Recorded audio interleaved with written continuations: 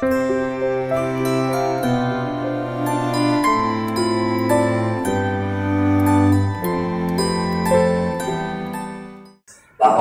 ibu-ibu yang saya hormati, wabil khusus para ulama, para kiai, para ustadz, wabil khusus akhir-akhir guru saya Kiai Haji Marhusin dan juga Kiai Haji Nasruddin LC selaku ketua LPMA yang juga ketua NU MWC Jakarta, pengurus masjid yang saya hormati, yang mudah-mudahan semuanya selalu mendapatkan perlindungan dari Allah Subhanahu wa Ta'ala.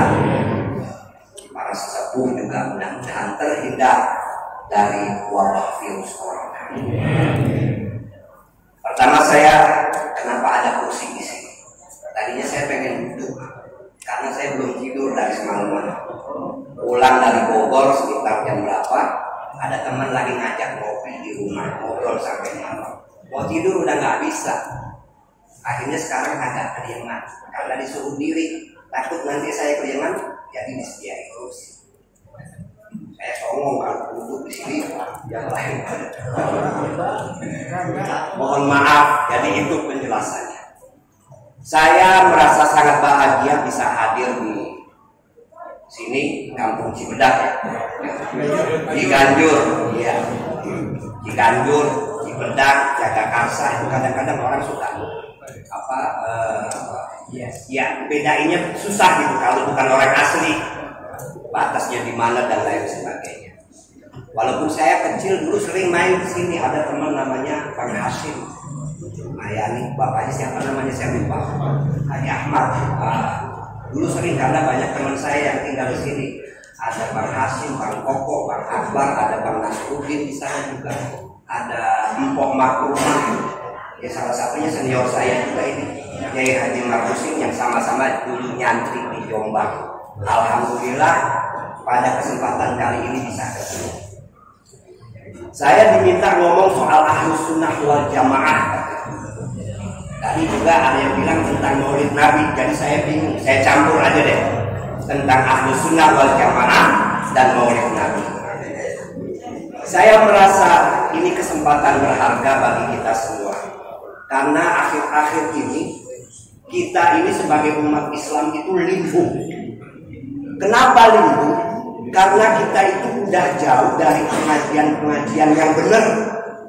Kalau orang tua kita dulu ngajarin, kalau kita mau ngaji fikih sama Ustadz Anu, kalau mau ngaji tauhid sama Kiai Anu, kalau mau ngaji tafsir sama Ustadz yang sebelas.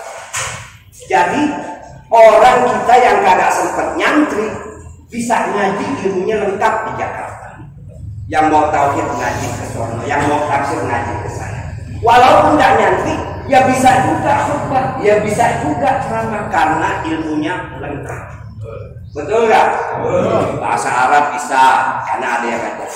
Kalau zaman sekarang ini mumpung ada di MI, ada MUI, ada FU, ini kan organisasi dibentuk untuk menjaga Islam, betul nggak? Kalau pakai istilahnya Imam Ghazali itu untuk ihya ulumuddin, menghidupkan kembali ilmu-ilmu agama. Kayak tadi kita lihat Ustadz Marhusin jelasin kitab I'anatul Thalibin tentang sholat, baru tentang tumakninah, tentang ruku, tentang bacaan. Itu udah panjang. Di zaman sekarang ini orang ditanya syarat rukun sholat kagak ngerti, tapi galaknya setengah mati. Betul nggak? Ngaji gak ngaji, berapa kali ngaji? 4 kali, Senin ngaji, Selasa ngaji, Rabu ngaji, Kamis ngaji, Jumat libur, Sabtu kondangan, Minggu jalan-jalan. Ngajinya 4 kali, tapi ditanya syarat dan rukun sholat kagak ngerti. Kenapa? Pengajian isinya politik mulu. Betul gak Pak?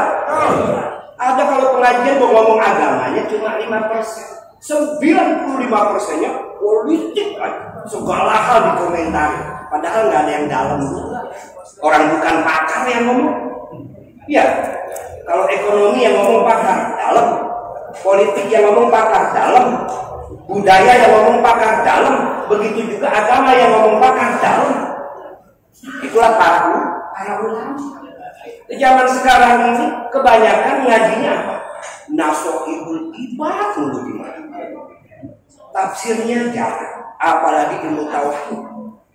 Ya, nggak tahu anak-anak sekarang masih pada hafal nggak sekarang sifat wajib bagi Allah yang 20 itu.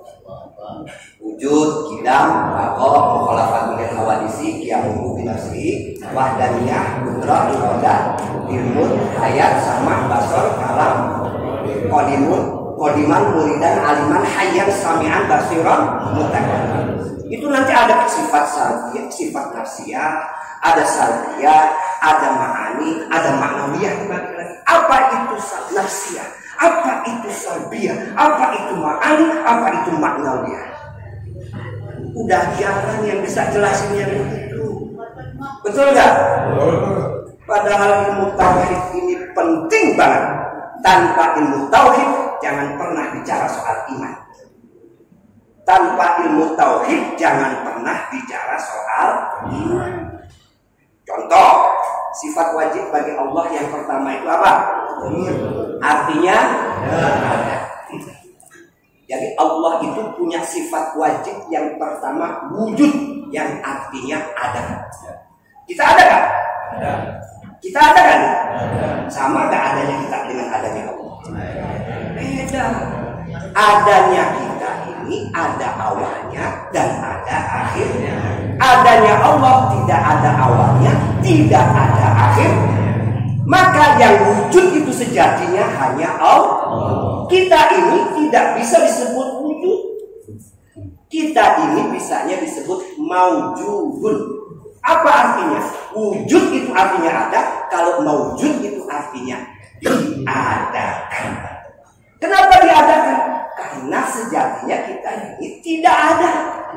Kita ada yang ganteng, yang kaya, yang punya jabatan, yang cantik.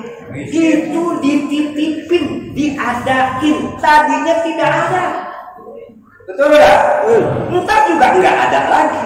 Gitu.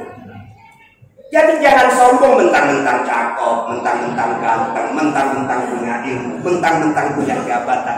Ingat kita ini maujudun, diadakan, bukan ada dengan sendiri, bukan pintar dengan sendiri. Siapa yang mengadakan kita? Yang mengadakan kita adalah Zat yang Maha Ada, yang sudah ada bahkan sebelum kata ada itu ada. Baru sifat wujud. Kita ini tidak, kita ada karena diadakan oleh yang Maha Ada itu ada bahkan sebelum kata ada. Jadi jangan sombong jadi orang. Kalau orang paham betul makna sifat wujud, insya Allah terhindar dari sombong. Saya sih kaya memang, tapi kan kayanya dari Allah. Saya pintar memang, pintarnya dari Allah. Nggak lama. Paling sampai ya, kalau sampai 80 tahun udah bersyukur banget. Ya, ada yang 70, ada yang 60, ada yang 50, macam-macam, ada yang 80. Kalau udah 80 itu udah hebat. Pada akhirnya ya tidak ada. Pada akhirnya tidak. Kita semua akan mati. Itu sebabnya ketika orang meninggal dunia itu kita mengucapkan innalillahi wa inna ilaihi raji'un. Kita ini miliknya Allah dan kita akan kembali kepada Allah. Betul nggak? Maka saya di mana-mana itu menghimbau, ayo ada gitu yang ngaji tauhid lagi menjelaskan dari wujud, qidam, baqo dan seterusnya itu, supaya masyarakat kita itu punya imannya benar, nggak ngawur berimannya. Kan zaman sekarang banyak orang imannya ngawur karena tidak didasari oleh itu, tidak didasari oleh wabah corona. Wah, orang ngajak jaga jarak, pakai protokol kesehatan, dikatain, wah lu mah kurang beriman. Gua mah tergantung Allah, kalau Allah menghendaki gua kena. Kalau Allah menghendaki gua sehat, mati hidup di tangan Allah. Kaya paling beriman ya.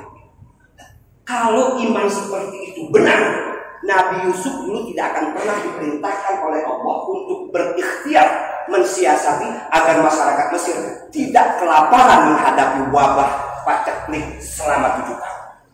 Nabi Yusuf itu dikasih ajaran oleh Allah. Nabi Yusuf itu pernah jadi kayak kita zaman sekarang ini kabulok, kepala badan urusan logistik. Jadi udah tahu nih bakal datang masa paceklik selama 7 tahun. Maka sebelum itu Nabi Yusuf udah ngajarin para petani, ayo bercocok tanam yang rajin. Cara mengetamnya yang baik. Nanti kalau udah diketam itu hasil panen, masukin ke lumbung, jangan makan banyak-banyak. Hasilnya apa? Begitu masa paceklik datang, masyarakat Mesir selamat dari kelaparan karena yang aturan yang dibuat oleh Nabi Yusuf alaihissalam. Selamat, bukan cuma selamat masyarakat Mesir, tapi bisa membantu masyarakat di sebelahnya yang kelaparan. Kalau pakai cara orang yang sok-sok beriman itu kan kadang-kadang wah pokoknya tergantung Allah. Nabi aja disuruh ikhtiar, apalagi kita yang bukan Nabi. Betul gak? Karena orang berikhtiar itu di hadapan Allah nilainya jauh lebih mulia daripada orang yang tidak berikhtiar. Saya sering mengistilahkan ada 2 orang, dua-duanya meninggal karena corona. Tapi yang satu sudah berikhtiar pakai masker, jaga kesehatan, cuci tangan, ya. Yang satu mah cuek, bodoh amat, rumah pakai, masih ngumpul-ngumpul, kena corona dua-duanya mati. Itu yang mulia di hadapan Allah, yang menjaga kesehatan. Itu yang mati syahid. Karena Nabi Muhammad SAW sudah memberi petunjuk, barang siapa yang wilayahnya kena wabah, maka jangan keluar. Dan yang di luar jangan masuk. Ini petunjuk paling dasar tentang kesehatan dari Nabi besar Muhammad SAW. Makanya penting kita itu memahami bagaimana sebetulnya hubungan Allah dengan alam raya ini. Kadang-kadang orang ini karena nggak ngerti alam tawakal itu, saya sering mengingatkan kita ini harus tawakal. Cuman orang juga sering salah memahami makna tawakal. Tawakal itu seringkali pokoknya pasrah aja. Bukan. Tawakal itu adalah kesadaran bahwa kita sebagai manusia ini lemah. Di luar diri kita ada hukum yang berlaku secara objektif, yang hukum itu tidak bisa diubah oleh siapapun. Yang dalam bahasa agama itu disebut dengan sunnatullah. Walan tajida li sunnatillahi tabdila. Sunnatullah itu tidak akan pernah berubah. Ada orang tinggal di bantaran kali di musim hujan, Katulampa siaga 1. Yang tinggal di bantaran kali Ciliwung itu tinggal tunggu 5-6 jam air datang. Kira-kira kalau ditanya, Pak mau gak banjir? Gak ada yang mau, betul gak? Gak ada orang yang mau kebanjiran. Tapi waktunya air itu datang, tidak satu pun manusia yang bisa menghilangkan, menghadang.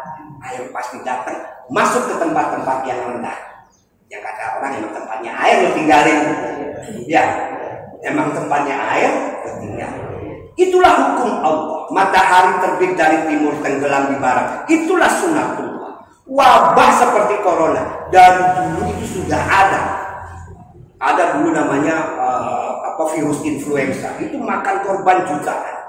Sekarang kita ini memang generasi yang mohon maaf, ya sial memang kena corona. Tapi kita tidak berdaya. Waktunya corona datang, tidak satu pun manusia yang kalau ditanya enak gak? Enak, nggak ada. Semuanya pasti jawab nggak enak. Rezeki serap jadinya susah. Ya, panggilan dari ustadz juga udah jarang-jarang. Betul nggak? Ya, yang kena dampak ekonomi dari corona juga ustadz banyak. Makanya harus ngapain ustadz-ustadznya. Betul? Tanyain punya sembako apa enggak? Benar itu. Tidak satu pun manusia mampu menghadang kalau sesuatu itu datang. Itu sebabnya rukun iman yang ke-6 itu. Orang sering lupa. Percaya pada qada dan lupa kalimat selanjutnya khairihi wa syarrihi. Baik dan buruknya. Jadi takdir Allah itu gak semuanya baik dalam perspektif kita, tapi ada yang buruk. Ya salah satunya corona. Contoh lainnya bencana alam, banjir, tsunami dan lain sebagainya. Itu sesuatu yang tidak enak, jelek bagi kita. Betul kan? Tapi waktunya sampai itu terjadi, ya terjadi. Orang yang tawakal adalah orang yang pasrah akan itu semua dan siap menjalani apa-apa yang bisa mengurangi dampak negatif dari itu.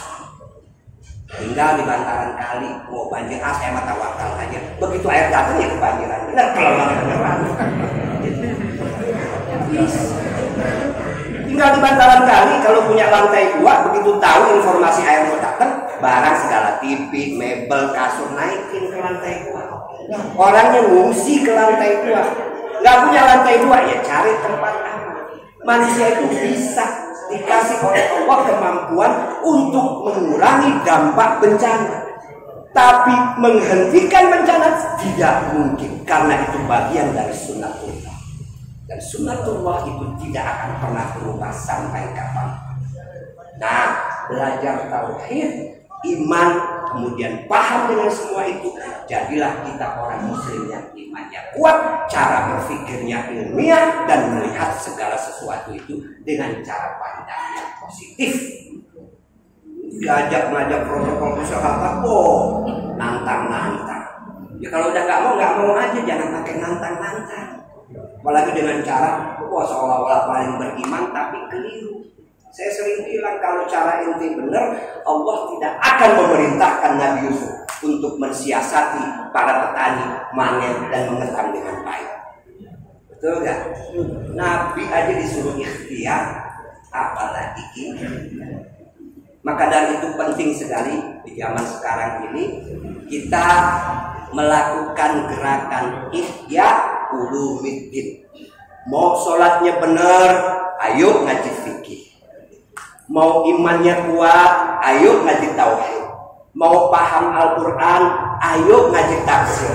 Mau hatinya bersih, ayo ngaji tasawuf. Betul gak?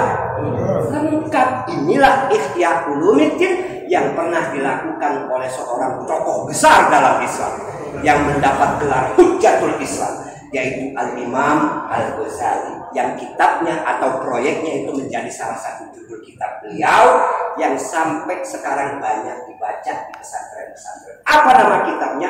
Ihya Ulumiddin, menghidupkan kembali. Dan ingat, kita ini sering tawasul kirim Fatihah ke Imam Ghazali, betul nggak? Ya kan pada demen tahlil dan maulid semua kan? Alhamdulillah. Jadi kalau tahlil suka nama Imam Ghazali, kita kirimin Fatihah. Sultanul Aulia, siapa? Syekh Abdul Qadir Jailani, kita kirimin Fatihah. Ya selain tentu orang-orang tua kita yang sudah meninggal. Nah, kita harus kenal itu. Imam Ghazali, Sultanul Aulia itu harus kenal. Mereka tokoh-tokoh tasawuf, tokoh-tokoh sufi besar di dalam Islam.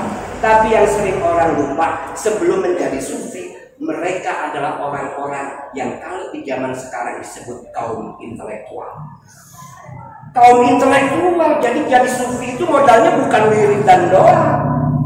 Alim mantiknya, alim tafsirnya, alim fikihnya, alim filsafatnya. Baru kemudian mereka mengarang buku dengan berbagai judul. Akhirnya mereka lari ke dunia tasawuf, dunia terakhir perjalanan spiritual seorang ulama. Maka ulama kalau nggak belajar tasawuf itu susah ya. Karena tasawuf itu mengajarkan orang itu untuk mengkoreksi diri. Jadi kalau dia baca Al-Quran tentang ayat-ayat yang menjelaskan orang kafir, dia lihat dirinya, tanda-tanda kekafiran ada gak ya di dalam diri saya? Baca Al-Quran tentang tanda-tanda kemunafikan, dia lihat dirinya, tanda-tanda kemunafikan ada gak ya di dalam diri saya? Baca Al-Quran tentang orang-orang zalim, dia lihat ini tanda-tanda kezaliman ada gak di dalam diri kita? Jangan dibalik. Baca ayat-ayat kafir, bercerita tentang orang kafir, orang lain dituduh kafir. Baca ayat tentang munafik, orang-orang munafik, orang lain dituduh munafik. Baca tentang ayat-ayat kemusyrikan, orang lain disirik-sirikin, dimusyrik-musyrikin. Saya sering bilang, ini mau ngaji apa ngajak berantem? Betul gak? Makanya ngaji tasawuf. Cari ulama yang betul paham tentang ilmu tasawuf itu, bukan cuma ilmunya, tapi ketika mengajarkan jiwanya masuk ke jiwa kita, sehingga kita itu bisa terbimbing oleh orang-orang seperti itu. Maka di dalam tasawuf itu ada istilah thoriqah. Thoriqah inilah pertemuan antara seorang murid dengan seorang mursyid. Jadi ilmu tasawuf itu bukan sembarangan. Ini fikih belum ngerti, tauhid belum ngerti, udah pakai jaket jamiyah toriko, ikut-ikutan. Ada gak yang begitu? Ampun. Kadang-kadang yang begitu itu kalau nggak didasari ilmunya jatuhnya jadi sombong, betul nggak? Kalau orang sombong karena pinter, karena kaya, itu bisa diukur wajar. Saya sombong karena ganteng, emang saya ganteng, gitu. Ya nggak? Saya sombong karena saya kaya, emang saya kaya. Saya sombong karena saya pintar, emang saya pintar. Kadang ada sombong itu yang nggak masuk akal. Apa? Merasa dirinya paling dekat dengan Tuhan dibanding orang lain. Merasa dirinya paling beriman dibanding orang lain. Merasa dirinya paling berhak masuk surga dibanding orang lain. Itu kesombongan yang sumbernya datangnya dari iblis. Kata iblis itu kepada Adam, kepada Allah, anak khairun minhu, aku lebih baik dari Adam. Kesombongan begitu itu dari iblis datangnya. Betul nggak? Kalau ilmu mah wajar, ada kiai, kitabnya banyak, ngomong sama santri, ente mah belum apa-apanya, wajar. Orang kitabnya banyak. Tapi juga jangan ketang-ketang. Yang nggak wajar itu ada orang merasa dirinya paling berhak masuk surga dibanding orang lain. Itu bisikan setan itu, hati-hati. Makanya para ulama kita dulu tuh ngingetin, habis ngaji kita diajarin doa, ya Allah, biha, ya Allah, biha, ya Allah, bihusnil khatimah. Yang rajin ngaji, yang rajin sholat, pernah umroh, pernah haji. Yang belum haji juga insya Allah kalau meninggal dunia dapat pahala haji. Pasti itu. Karena kalau saya tanya, pengen haji nggak? Pengen, udah niat. Jadi kalau meninggal dunia belum haji pun itu udah dapat pahala. Karena niatul mukmin khairun min amali. Jadi itu ajaran para ulama. Hati-hati, jangan merasa selamat dari tipu daya setan. Karena kita sudah rajin ibadah, karena bisa jadi kita meninggal dunia dalam keadaan husnul khotimah. Saya ini belum tentu meninggal dunia husnul khotimah, belum tentu. Saya pasrah sama Allah. Allah mau kasih saya husnul khotimah, alhamdulillah. Allah mau kasih saya su'ul khotimah, itu kehendak Allah. Tapi saya selalu berdoa, mudah-mudahan saya dan bapak-bapak, ibu-ibu semua yang dengar ini, mudah-mudahan kita semua meninggal dunia dalam keadaan husnul. Kalau dihitung dosa nggak ada kita yang nggak pernah berdosa, betul nggak? Alhamdulillah jadi umatnya Nabi Muhammad itu. Ya, alhamdulillah. Kalau kita baca sholawat burdah itu kita udah diajarin ngerayu Nabi. Nanti di akhirat itu kita ngerayu Nabi. Diajarin sama Imam Busiri. Gimana ajarannya? Ya akramal khalqi liman aludu bihi siwaka inda hululil hadisil amami walayabi ka rasulullahi jahuka bi idal karim tajalla bismi muntakimi fa inna min judika dunya wa barrataha wa min ulumika ilmal lawhi wal qalami ya nafsu la taqnati min zallati matuma innal kaba'ira fil ghufrani kallamami. Selawat apa itu namanya? Sholawat burdah. Awalnya amin tadakuri ironi bizi salami mazastata manjarawi muklatin bidami. Kalau di majelis taklim ibu-ibu bacanya itu ya Rabbi bil Mustafa baligh maqasidah dan seterusnya. Jadi dalam bait itu kita diajarin oleh Imam Busiri ngerayu Nabi. Ya akramal khalqi, wahai makhluk termulia, liman aludu bihi, kepada siapa aku berlindung, siwak selain kepadamu, indah hululil hadisil amami, ketika terjadi huru-hara di padang mahsyar. Walayyabi ka Rasulullah jahuka bi idal karim tajalla bismi al-muntaqim. Syafaat kemuliaan Nabi besar Muhammad itu tidak akan pernah habis diberikan kepada umatnya yang banyak berdosa. Jadi semua kita itu pasti dapat syafaat Nabi. Kalau semua kita punya dosa, betul gak? Pojok kira-kira dosanya 10 kilo itu. Yang sini 20 kilo. Depan nih 100 kiloan. Yang ngomong ini dosanya 2 kuintal. 2 kuintal. Nggak kelihatan karena Allah tutupin. Coba kalau Allah buka bubal semua ini, dosa saya kelihatan. Nggak ada yang mau dengerin saya. Kalau karena nggak kelihatan karena Allah tutup. Jadi kata Nabi, ya Allah, ini umatku. Ketika itu Allah sudah siap membalas dosa-dosa kita. Siwaka indah ulul hadisil amalin walayati Rasulullah jahu kami idzal karimu tajalla bismi al-muntakimi. Allah siap membalas kita. Kata Nabi, ya Allah, ini umatku. Emang banyak yang dosa, yang sholatnya kurang, puasanya kurang, dan lain sebagainya. Kaya, nggak mau umroh, nggak mau sedekah, nggak mau bantu saudara, banyak. Tapi mereka ini umatku. Aku berikan syafaat kepada mereka, ampunilah dosa-dosa. Ampun semua itu dosa-dosa oleh Allah Subhanahu. Berkat apa? Berkat syafaat Nabi besar Muhammad. Tapi ada yang Allah nggak ngampuni, Nabi Muhammad juga nggak bisa ngasih syafaat. Ada apa? Dosa kita sama teman, dosa kita sama tetangga, dosa kita sama saudara yang kita bawa mati sebelum sempat kita minta maaf di muka bumi. Para bayangkan kalau kerjaan tiap hari caci maki orang, kira-kira nanti gimana itu bertanggung jawab? Betul nggak? Nyebarin hoax itu pakai handphone, enteng emang film. Ternyata hoax dan banyak orang percaya, baru tahu di akhirat binti pernah nyebarin hoax. Yang mana gini? Oh, hoax ya. Makanya hati-hati. Man kana yu'minu billahi wal yawmil akhir falyakul khairan aw liyasmut. Kalau orang beriman kepada Allah dan hari akhir, hendaklah dia berkata-kata benar, berkata-kata baik. Kalau nggak bisa, mendingan diam. Dulu orang berkata dengan lisan, tapi sekarang banyak orang berkata-kata dengan tangan. Hati-hati dengan jari. Kalau dulu tuh hati-hati dengan mulutmu. Mulutmu harimau. Sekarang itu jarimu adalah harimau. Hati-hati. Kadang-kadang gua dapat berita sedikit, apalagi yang negatif-negatif di share. Kan banyak orang kayak begitu. Nggak banyak sih, ada. Segala sesuatu dipandang secara negatif, kecuali bansos baru dipandang secara positif. Betul nggak? Betul nggak? Segala sesuatu dipandang secara negatif, dicurigai dan lain sebagainya, kecuali bansos akhirnya dia pandang secara positif. Baru sekali depan kalau udah bansos, nggak dapat kamu.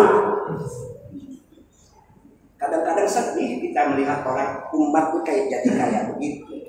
Ayo kembali kepada ajaran Nabi besar Muhammad SAW. Nabi tidak pernah mengajarkan orang untuk berbohong. Nabi tidak pernah mengajarkan orang itu untuk saling membenci. Nabi tidak pernah mengajarkan orang menyebarkan fitnah, menyebarkan hoax. Nabi adalah Nabiur Rahmah yang ditegaskan di dalam Al-Quran, wa ma arsalnaka illa rahmatan lil alamin, yang tujuan utamanya beliau diutus adalah untuk melengkapi kesempurnaan akhlak manusia. Maka wajar kalau Nabi itu dijadikan suri tauladan. Wa innaka la'ala khuluqin nabi. Karena akhlak Nabi itu lengkap dan sempurna. Kenapa lengkap dan sempurna? Karena beliau punya tugas memperbaiki akhlak manusia. Ada orang peribahasa Arab itu mengatakan faqiru syai' la yu'ti. Orang yang tidak memiliki sesuatu tidak mungkin bisa memberikan sesuatu itu kepada orang lain. Saya nggak punya duit, nggak mungkin saya bisa ngasih duit ke orang lain. Betul nggak?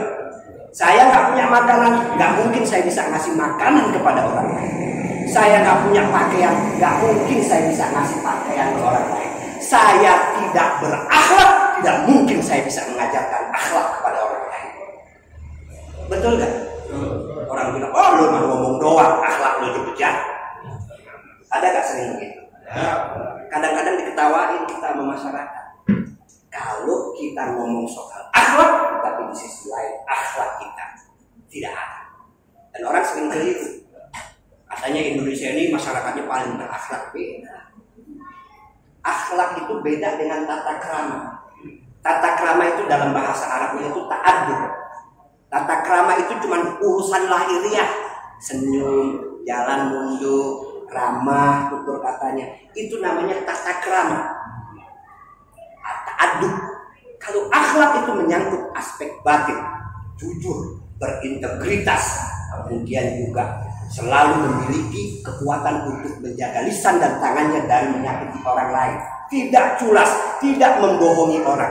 Itu akhlak, dan contohnya adalah sifat-sifat wajib Nabi Muhammad SAW yang ada 4 itu: sidik, amanah, tabligh. Sidik itu artinya jujur, nggak pernah bohong. Fatonah itu apa? Amanah itu artinya berintegritas, kalau dapat tugas menjalankannya dengan sepenuh hati, secara sempurna. Tabligh itu artinya transparan, nggak pernah Nabi itu menutup-tutupi, semua beliau sampaikan. Fatonah itu artinya Nabi Muhammad adalah orang yang cerdas. Nah, kalau mau memimpin, mencari pemimpin, cari pemimpin yang mendekati akhlak Nabi. Bukan cuma dengan gaya-gaya berpakaian, bukan dengan cara-cara yang kemudian juga hanya manipulasi kita. Cari, karena bagi rakyat itu yang paling penting, pemimpin itu adalah yang berintegritas, yang jujur, yang mampu menyelenggarakan sistem pemerintahan secara transparan. Ini nilai-nilai. Jadi siapapun orangnya nggak peduli, kalau dia punya nilai-nilai seperti itu kita dukung. Dan inilah akhlak. Ini namanya saya lagi ngomong politik, bukan kampanye praktis. Di masjid itu ngomong politik boleh nggak?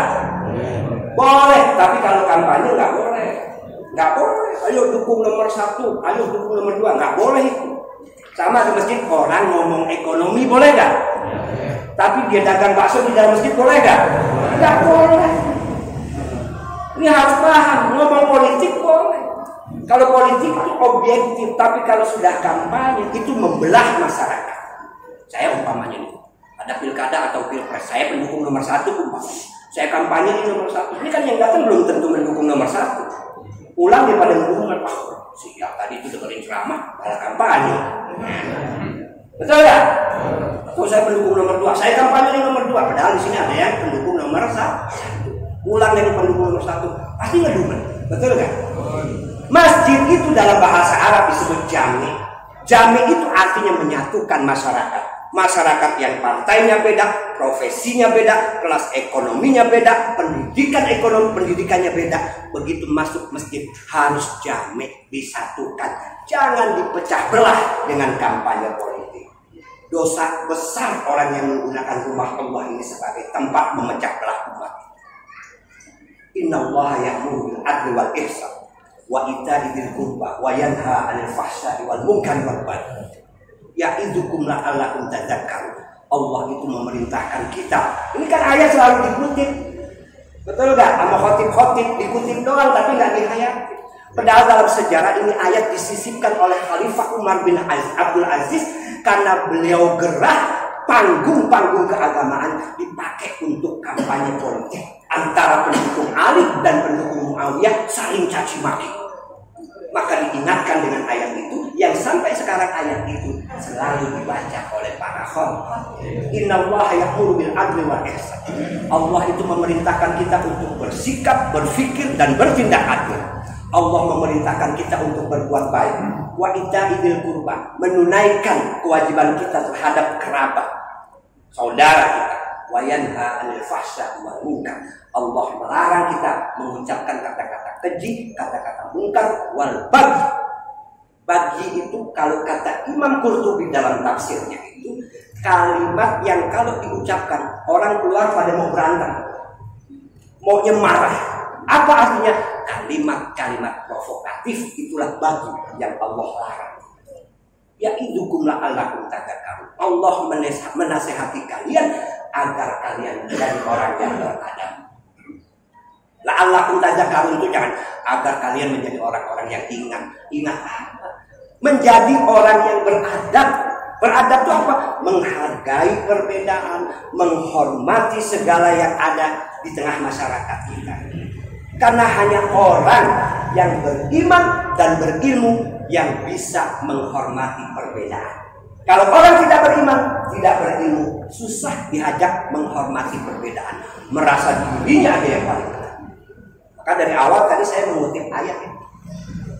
Ya ayyuhalladzina amanu Idza qila lakum tafassahu fil majalisi fafsahu yafsahillahu lakum.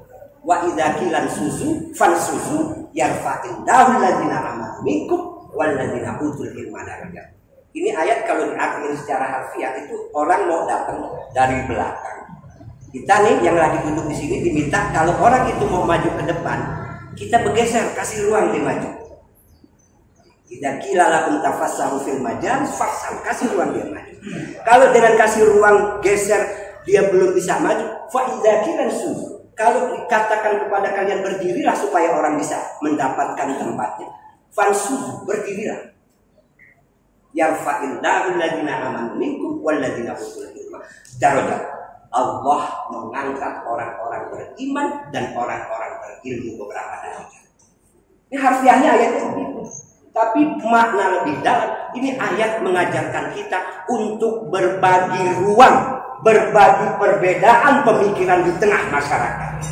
Jangan pernah merasa paling benar, karena kebenaran yang hakiki hanya Allah yang tahu. Kita sebagai manusia hanya berikhtiar.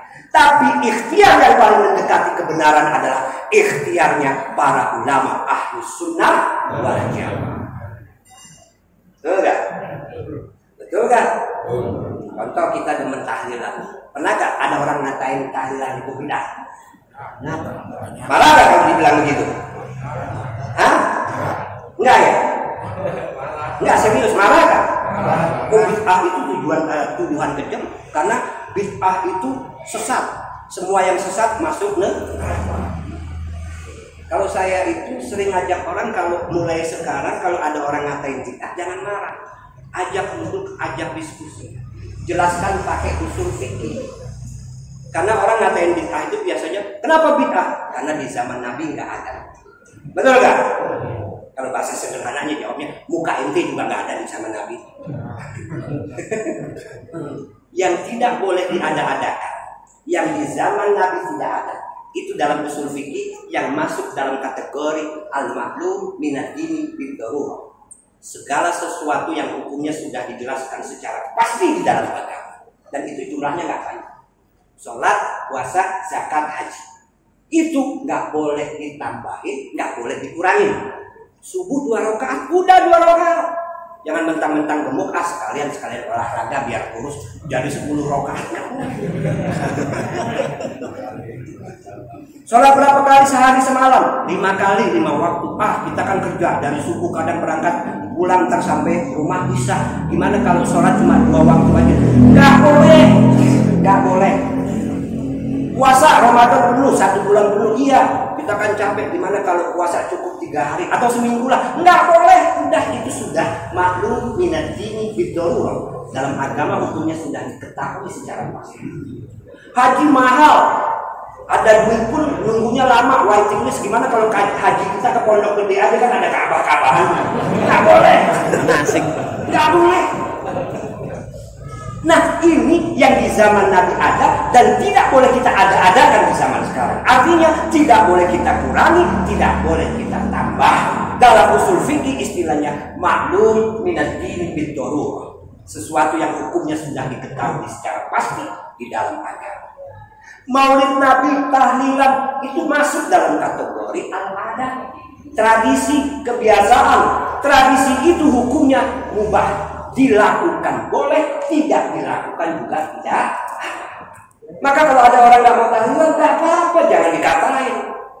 Ada orang tuanya meninggal, sepi, malamnya nggak ada tahlilan. Nguburinya juga biasanya 1 paket. Kalau yang nggak mau tahlilan, nguburinya nggak pakai takbir biasanya, betul nggak? Jangan dikatain lu nguburin orang kayak nguburin kucing. Nggak boleh, nggak boleh, nggak boleh. Karena memang tahlilan itu sesuatu yang hukumnya boleh, bukan sunnah, bukan wajib. Kita harus sadar, jangan juga berlebihan. Wajib, enggak boleh. Tapi yang boleh itu kalau isinya Al-Fatihah, Yasin, awal Baqarah, ayat kursi, akhir Baqarah, muawwidzatain, tasbih, tahmid, tahlil, itu dibaca satu-satu aja di depan rumah, dapat pahala. Apalagi kalau dibaca bareng-bareng, betul nggak? Namanya tahlilan. bukan cuma bacaannya, ngumpulnya juga pahala karena silaturahmi. Satu RT kadang-kadang nggak pernah ketemu, begitu diundang tahlilan akhirnya ketemu. Pak, kemana aja nggak pernah kelihatan? Ya alhamdulillah ya kita bisa ketemu gara-gara ada tahlilan. Silaturahmi pahala kan? Sohibul bait atau sohibul hajat pasti nyediain makanan, sedekah, betul nggak? Pahala kan? Jadi semuanya itu isinya pahala. Yang pahalanya kita kirimkan kepada orang tua yang sudah meninggal dunia. Sampai nggak sampai? Kalau nggak percaya, kita buktikan. Ya. Jadi ini bapak-bapak, ibu-ibu sekalian, saya memang doyan ngomong. Kalau udah ngomong biasanya minimal 2 jam. Tapi kayaknya ini memang waktunya nggak bisa lama-lama. Mudah-mudahan apa yang saya sampaikan ini bermanfaat buat kita semua. Intinya, mari kita kembali kepada ajaran agama yang baik dan benar. Kita mengisi segala majelis dengan ilmu pengetahuan yang baik dan benar. Kurang lebihnya saya mohon maaf yang sebesar-besarnya. Wallahu muwaffiq ila aqwamit thoriq. Wassalamualaikum warahmatullahi wabarakatuh.